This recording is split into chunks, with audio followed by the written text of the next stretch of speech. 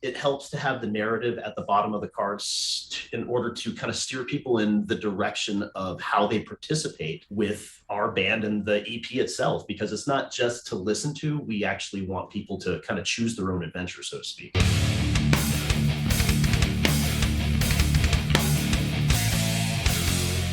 What's up, everybody? Ghost Cult Magazine back again with another interview, and we have Kyle and Paul from Pathos and Logos. How are you guys doing today? Good. How are you doing, Keith? I am so good, as I said previously. I am extra good. You guys have a brand new EP coming out, Cult, something Ghost Cult knows about, cults, and other things, and progressive metal and all the things. Super stoked. You guys have a real great sense of how you put this all together. It's not just a killer EP musically, but it's also like very deeply thought. It seems like very, very well thought out. Overall, like every element, artwork, concepts, everything. So it seems like you put a lot of time and care into this. Yeah, I think that is definitely fair to say, Keith. We definitely kind of pulled all the stops out, man. We've gone to certain lengths before, but we talk about it a lot, actually, particularly of late with it coming out so soon, that we really, everything in terms of its design, the artwork for it, the format that we came up with for it, everything is just, there's strata, lots of meaning associated with it. Yeah. Mm-hmm. Right on. I love that you brought up format and helping me with my segues before I ever have to say a thing or refer to my notes off screen. Yes, this album comes in a specific format, this incredible, let's call it an art element that equals the story of the music as well. So I give you guys an opportunity to enlighten our fans about this, because I could not do it justice just describing it. So we've got the main format that the album or the EP is coming out in is what we call a Codex. And that is a collection of songs. In this particular case, it would be 4 that are being released as tarot cards. So because they're tarot cards, you're going to get a unique, high quality, awesome piece of artwork for each card, and you get a narrative at the bottom, sort of like a Pokemon card or something like that, where you would get stats or something. Like a Magic the Gathering card. There you go, a Magic the Gathering card, something similar to that. Yeah. And because we're an instrumental band, it helps to have the narrative at the bottom of the cards in order to kind of steer people in the direction of how they participate with our band and the EP itself, because it's not just to listen to. We actually want people to kind of choose their own adventure, so to speak. Beautiful reference. I love these references. And also, I just imagine, the goal would be for the listener to intake the music as well as the art at the same time, much like we would growing up with vinyl. Vinyl is back again, but that's what I do. But I don't know if anybody just kind of takes these things out and plays them and doesn't pay attention to them. I pay attention to them, so this sounds like it's right up my alley. Keith, actually, it's funny that you would mention that, because that was one of the things we toured on these songs for a year, because for the very reason of we realized that there was a problem with format. As he and I have been talking about a lot recently, I mean, cars aren't even being made with CD, or at least certain models of car aren't even being made with CD players anymore, man. So what do you do to recapture that feeling of like holding the physical talisman in your hand and checking out the artwork and like looking at all the liner notes and stuff? So we came up with the Codex format. It has the art in front of it. As Kyle just mentioned before, it's got a narrative at the bottom of it that ties into like our witchy thing that we do. And on the back, you have a series of QR codes. One will take you to a playthrough video with a mixed and mastered song. And then there's one for merch and one for tour dates on the back too, because your phone is the record player now. I mean, we're vinyl dudes too. Mm-hmm. And if I understand correctly, Keith, maybe you know something about this. We even heard that cassette tapes are coming back. Is that a thing, dude? Cassette tapes are a thing, and it's still a terrible format, by the way, anybody out there watching. I have a podcast alongside Ghost Cult where we talk about vinyl a lot, and we do, runs of bands and things like that. And we try to do them on vinyl or appreciate vinyl. And we're like, yeah, cassettes, it's baffling. They're cool. Like, I love the idea on paper of having cassettes, but it's a horrible format in terms of preservation and playability. And then actually, I think we're going to see by the end of the year when the numbers come out, the number nerds out there, my brethren. I think we're going to see that CDs got a bump this year because of the vinyl shortage and like vinyl delays. So you're going to see that a lot of bands were pushing CDs more than they thought they were going to be. Look at that, dude. Huh. Yeah, I would actually, I can confirm that because we had a lull in CD sales, just being honest with you. I mean, we sell a lot of merch out on tour. I'm not trying to like toot our own horn or anything like that, but we wouldn't be talking to you if that wasn't getting us around the US. But so there for a while, CDs were one of our least popular items at the merch table. And over the last, I'd say, year to year and a half, they've definitely picked up. We have run out of stock multiple times and had to reorder on CDs, which is not common. Yeah, that was sudden. Yeah, but you touched down on something with the reemergence of cassettes and vinyl and things like that. For Paul and I, how, with all this stuff coming back, how can we predict what people are going to be listening to 20 years in the future, right? We don't know what's going to come back. Is vinyl going to stick around? You can't even get vinyl if you're a lower level band right now when you're trying to order, 100 pieces. You got to wait a year and a half. That's not conducive to making music and being creative. So we took it upon ourselves to create our own format that nobody can take away from us. It's ours. It's never going to like go out of style. It's never going to magically disappear or anything like that. And we can expand on it in the future. It almost as if like the format that we came up with becoming useless would mean that people weren't listening to music on their phones anymore. Mm-hmm. And it is my sincere hope anyway, that in 20 years, people will still be listening to music on their phones. Well, even if people are listening on their augmented reality glasses will scan QR codes. That's right. Nice. Unless we've devolved into some kind of Mad Max Fury Road, Book of Eli, dystopian wasteland, I feel it's like... It's not impossible, dude. It's not impossible. Look at what's happening. That was like next on the bingo card after the Murder Hornets. It's entirely possible. Remember, just casually, because you guys seem really cool, remember just like 2.5 years ago when we were all worried about Area 51 and that was the big thing for like 3 months? That we were going to storm Area 51, and then that was nothing compared to the crazy shit that happened after. Just as an aside, I absolutely love, this is hitting all my feels. I love the idea of the music, which is already awesome, but also these cards, and again, card games and Magic the Gathering, and even going back to D&D and things similar. And then the QR part, which brings in this digital world, this current modern digital world that we have, and takes you to a further experience. So I love that you guys created this whole thing, a thing unique to you that you can own. Maybe it will inspire others to do it. I know that some bands have done more expansive physical merch, board games, D&D sets, all kinds of things, but not this. This is really special to you. And I have to say also, these, just only from seeing it through the screen, these cards are gorgeous. If you love art, if you love the tarot, any of these things cross over for you, plus the music. This is a great, just a fantastic thing to own.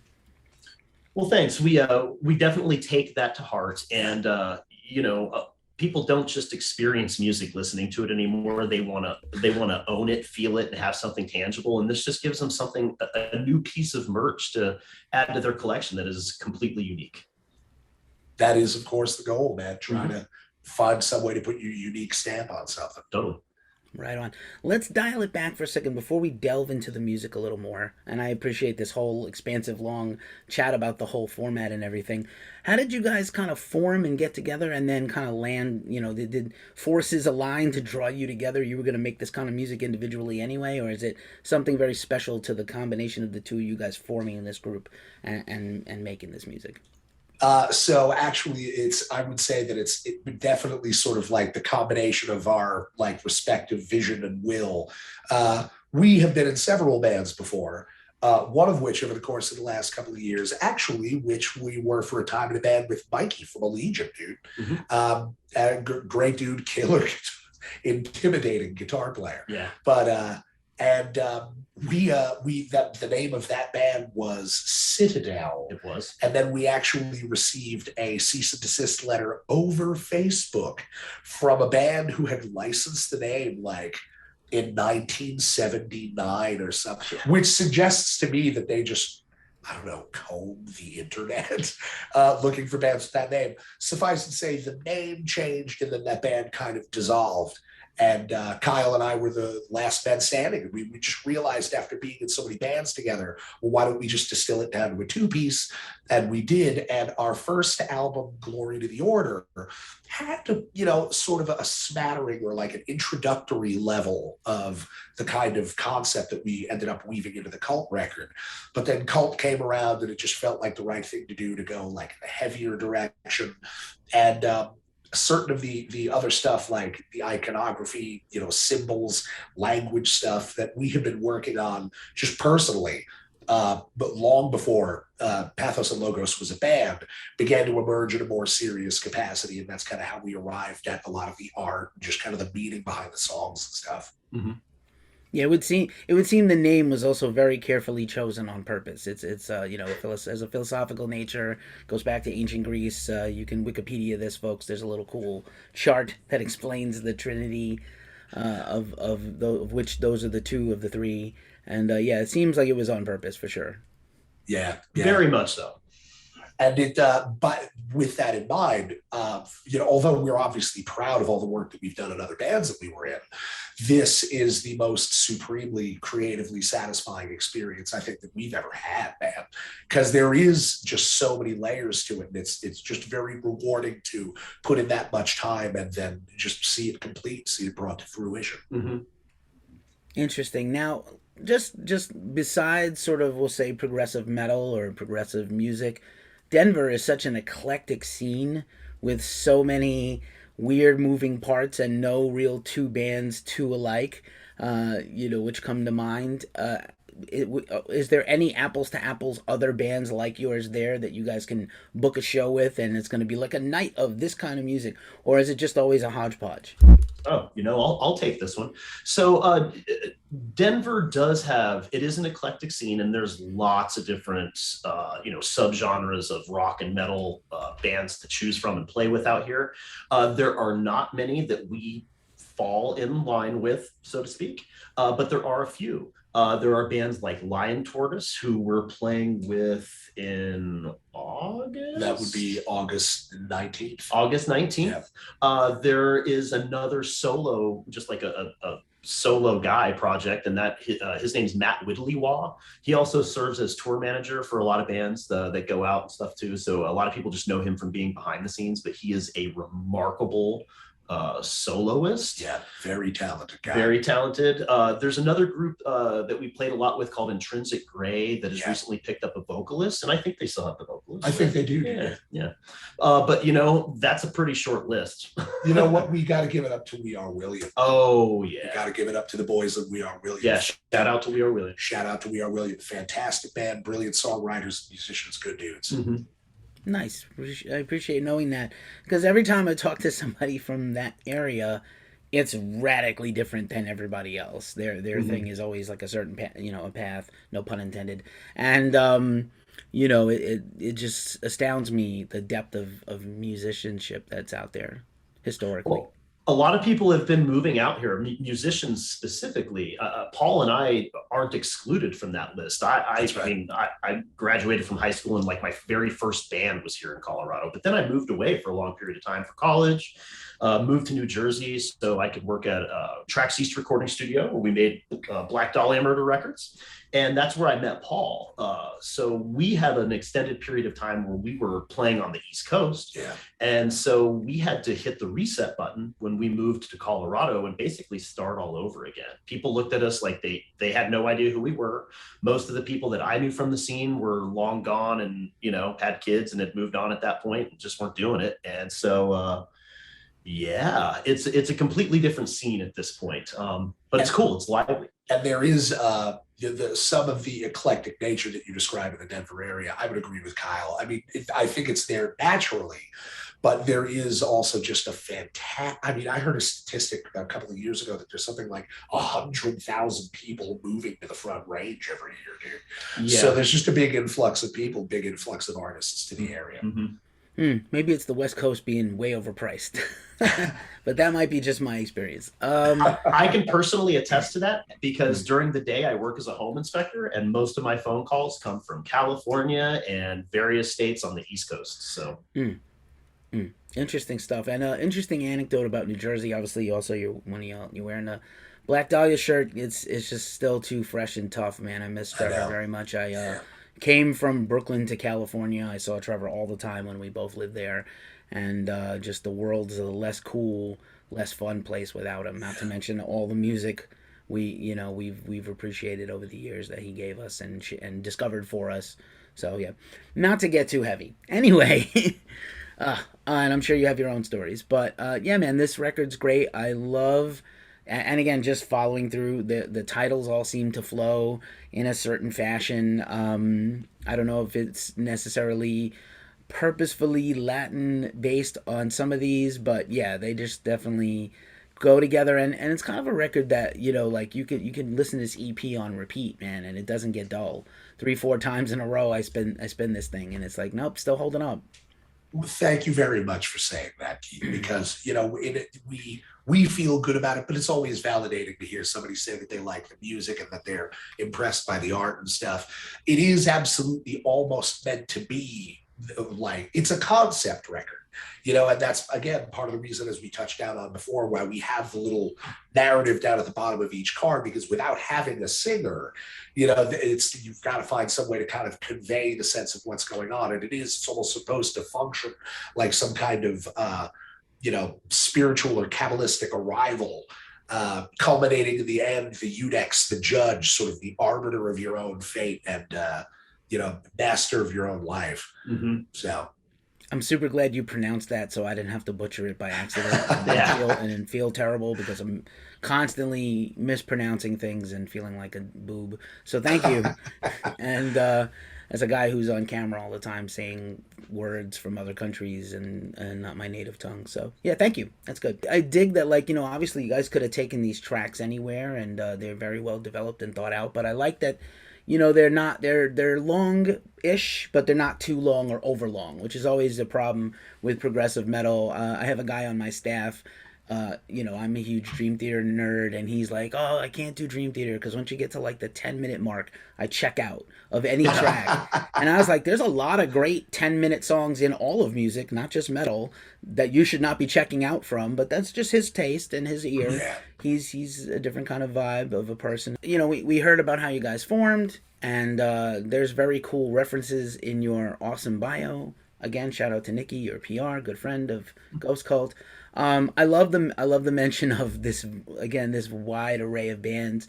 Like, God Forbid and the Human Abstract are not necessarily have a lot in common, but they're also bands I both love and have seen a ton of times. I'm super stoked that God Forbid is coming back. So I wanted to get you guys to talk just individually about your personal influences, whether they're bands, specific, musicians, maybe a past album you discovered young that really turned you on to follow this, road.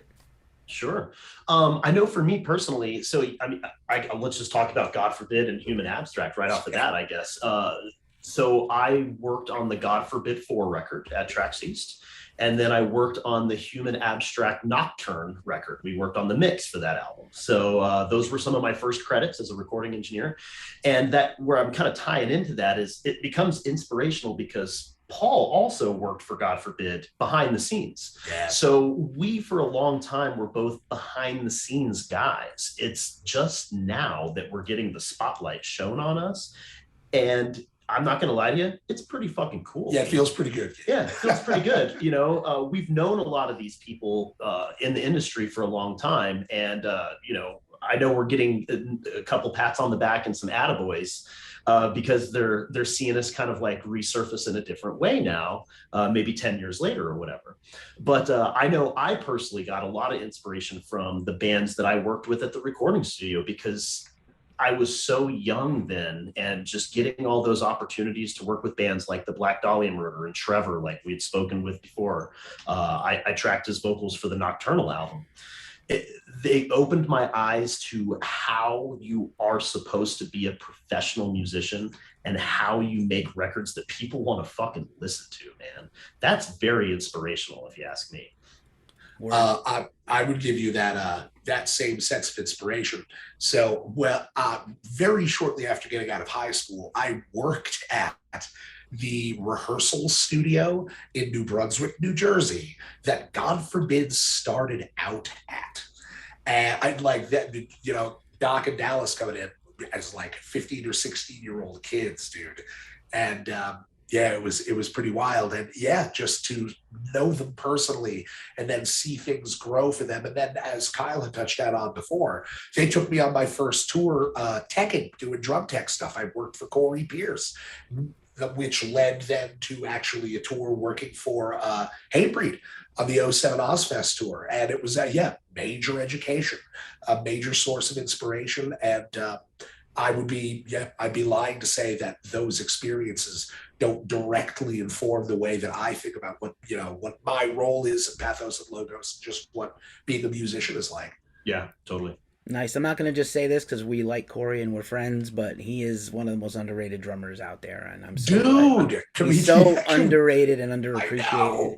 And I was like, anytime a band is looking for somebody, before this time now, when God forbid is reactivating a little, when Testament was looking for a drummer, I was like Corey Pierce. Dave Lombardo goes to another band to do something else. Hey, Corey Pierce, like that's me. And then this is a really funny story you both can relate to.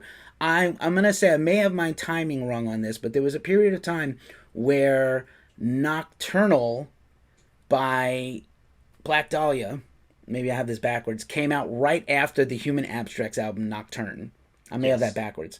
No, and I remember I was friendly with, friends of friends with the Human Abstract. AJ is incredible, by the way. He's like one of the best guitar players ever. Oh yeah. Not just metal, like Segovia, classically trained. Paul from Cynic and AJ. Like it's a short list of like the greatest ever at the instrument. And I remember they one of the guys in their band at the time was using like social media to get like all the Human Abstract fans to like mob, God forbid, social media about the similarities of the name. Gotcha. It's funny stuff that you remember from like the MySpace era, the early Facebook era of social media fandom of metal bands. So just fun stuff. Oh yeah, dude, we were totally around in the MySpace era with our old band called We All Have Day Jobs out on the East Coast. That's a great name. I'm sure we've crossed paths somewhere. I was in New York forever, and then I was in Boston for a long time. I'm sure we've probably been at the same shows and the same events and things, mutuals, because New Jersey is like the cousin of the cousin of the Bronx or Brooklyn is basically all of New Jersey. So that's right. That's right. Your struggling cousin who comes around only at dinner on the holidays, and everybody's kind of like, look at him, what's going on with that guy? Should we tell him his fly is open? No. That's the kind of cousins we're talking about. But good, it's all love. It's all love. And man, that's awesome. For what it's worth, shout out to Corey real quick, because we're going to see him later this month. We're playing at Dingbats in Clifton. Yeah, dude. Dingbats, dude. Yeah, we're usually there for something, so we're there often. One of our staff, and again, I'm very much looking forward to more. Hopefully, this leads to more. God forbid stuff. Don't know about the status of Dallas. I know he's got a new musical project. Hopefully, he ends up back with those guys. I hope. Very excited about Corey's other band, Disciples of Verdi. Check them out. Oh yeah, incredible with many other great artists in that band as well as Corey Pierce. But man, it's fun. You guys have been on a real circular journey, and I'm glad it's really coming to fruition now. I think what the average fan doesn't appreciate is it does take a long time to kind of have a vision, develop music, and you guys are a shining example of like you really just can't do the music alone. As great as your music might be, and this is pretty badass, you have to have more to get noticed. You have to get more to cut through the noise of how many bands there are. And this is a tremendous example. I'm gonna share it and hold it up to other people. Well, thanks, Keith. We appreciate it. And in case you can't tell, we're not spring chickens. We've been doing this a little while. We're not walking around with six packs with our shirts off at the shows or anything like that. So you're right. It takes more than just, sounding good and looking good for us. We have to have a full package. And so we're glad to hear that it's Ghost Cult approved. That is much appreciated. You get the Ghost Cult seal of approval, yes. That's right. And Keith, the truth of the matter is that there is a certain amount of like strategy or forethought that goes into, try to just create something a little different that you can have your unique stamp on it. And then there's a certain amount of it too that you need to be aware of is just luck. Like circling back to something we had talked about before, Kyle and I for a very long time have kind of had this kind of a way of thinking about art and music that it's almost like being men of the cloth. You know what I mean? It's like a zealous or almost borderline religious devotion to it. And so we kind of like took that, I don't know, like, it was about to get, you want to get into the nerd zone, buddy, buckle up. I don't know if you heard about this. Click. Let's go. So it's time to show them the book, dude. Like the cult record is based in large part on a lot of the concepts in this book. This charming little enchiridion is called the Sanctum Imam. And basically what I'm getting at is, let me just find the page here, but there you go. Yeah, dude. So a thing that we do, we've got sigils that we've got over here, and then they are attached to rhythms. Each sigil obviously has a meaning, and then by applying the rhythm to the music that we're making, it's almost like vesting the song with that energy. And I don't know whether or not you would call it like world building or something like that, but it really makes the songwriting and everything like just a much richer experience. Like you obviously, this took me like 2 years or something to make it. So we can't sell this at a show, but it allows us to vest the songs with intention. Yeah, just a certain state of mind, a certain kind of energy. And dude, really makes it a very round experience. Mm-hmm. Maybe you can bring it on tour and have it at the merch table under a glass like Ghost was doing with their deceased papas. Obi-Wan Kenobi on Disney Plus. Eat your heart out when it comes to world building.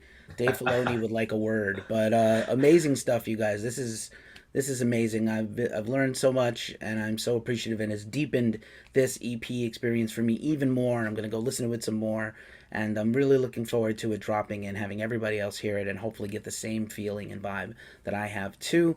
And we're going to link everything in the description where people can find you and buy this from you. But thank you so much for birthing this thing into the world. I hope it gives you back everything you've put into it. Well, thanks. We appreciate your time and just helping us get it out there. As you said, helping us birth it out there to the world, man. Couldn't do it without you, buddy. Straight up. Thank you, Keith. Straight up. Right on. Thanks for hanging with Ghost Cult. We appreciate you. Have a great one. See you, buddy.